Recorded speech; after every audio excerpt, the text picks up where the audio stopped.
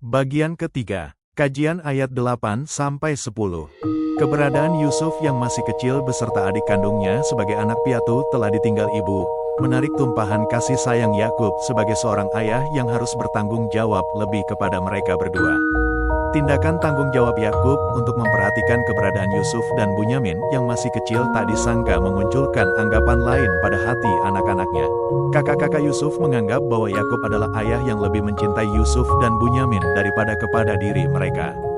Padahal dalam pandangan mata, dengan jumlah mereka yang lebih banyak, Yakub akan dapat memetik dan memperoleh bantuan serta kemanfaatan yang lebih besar dari mereka dibandingkan dari Yusuf dan Bunyamin. Oleh karenanya, mereka menganggap bahwa sang ayah berada dalam pemikiran, tindakan yang salah. Kasih sayangnya kepada Yusuf dan adiknya juga menumbuhkan dan meluapkan kecemburuan pada hati saudara-saudara Yusuf dan adiknya serta semakin kuat anggapan salah kepada Yakub dari mereka. Dalam versi Ibnu Asyur Al-Tunisi, anggapan saudara-saudara Yusuf kepada mereka berdua memang sesuai kenyataan. Kecintaan Yakub kepada mereka berdua yang melebihi lainnya merupakan suara dan perasaan hati yang tidak dapat dikuasai dan dikendalikan oleh seorang ayah serta bukan hal yang tercela. Anahu, alaihi salam ma fadl delolahuma, ala sairil aulat ila fil mahabah. Wal mahabah laisat fi wasil bashar fakana mahsuron fihi wala yalhaquhu bisababis zalik laum. Yakub, alaihi salam, tidaklah mengutamakan Yusuf dan Bunyamin atas anak-anak lainnya melainkan dalam kecintaannya. Kecintaan bukanlah kuasa manusia, maka hal demikian sebuah toleran dalam agama dan bukan tindakan tercela. Walaupun perasaan hati Yakub yang demikian, namun hal tersebut tidak mempengaruhinya dalam memberikan pelayanan lahiriah kepada anak-anaknya. Artinya Yakub tetap bertindak adil dalam memberikan pelayanan kepada semua anak-anaknya. Saudara Yusuf membencinya bukan dari pelayanan Yakub sebab mereka mengakui bahwa ayah benar-benar adil kepada semua anaknya dan tidak melakukan tindakan lahiriah atau sesuatu yang menyebabkan kebencian di antara anak-anaknya.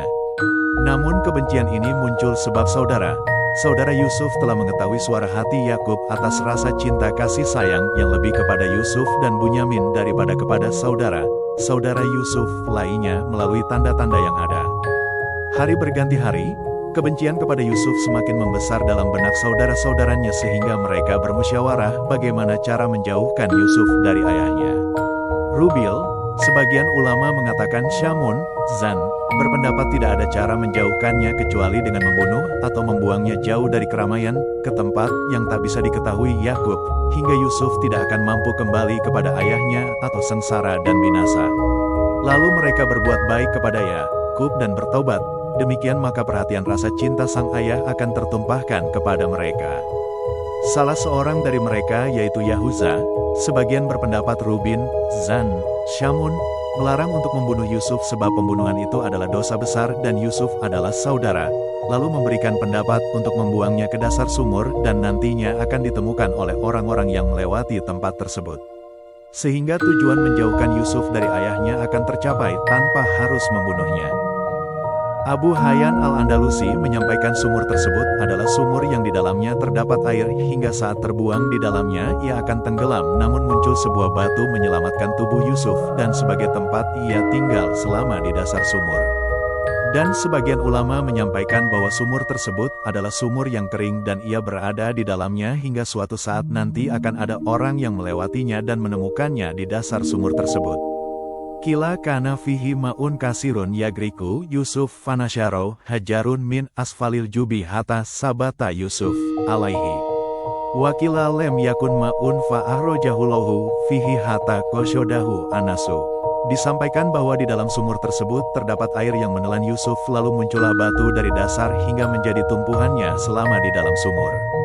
Disampaikan, dalam versi lain, bahwa sumur tidak berisi air dan Allah subhanahu wa ta'ala mengeluarkan Yusuf, nantinya, hingga seseorang menuju sumur tersebut.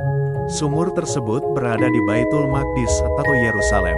Namun Imam Wahab memberikan kejelasan bahwa sumur yang dimaksud berada di Yordania, sedangkan ulama lain berpendapat sumur berada di antara daerah Midian, daerah di wilayah barat Laut Hijaz di pantai timur Teluk Aqobah dan utara Laut Merah, dan Mesir. Lain halnya dengan Imam Muqatil mengatakan sumur berada dalam jarak 3 farsah, tanda kurang lebih 23 km dari tempat Yakub Demikian kajian surah Yusuf ayat 8 hingga 10. Semoga bermanfaat dan kita lanjut ayat selanjutnya pada episode berikutnya. Terima kasih.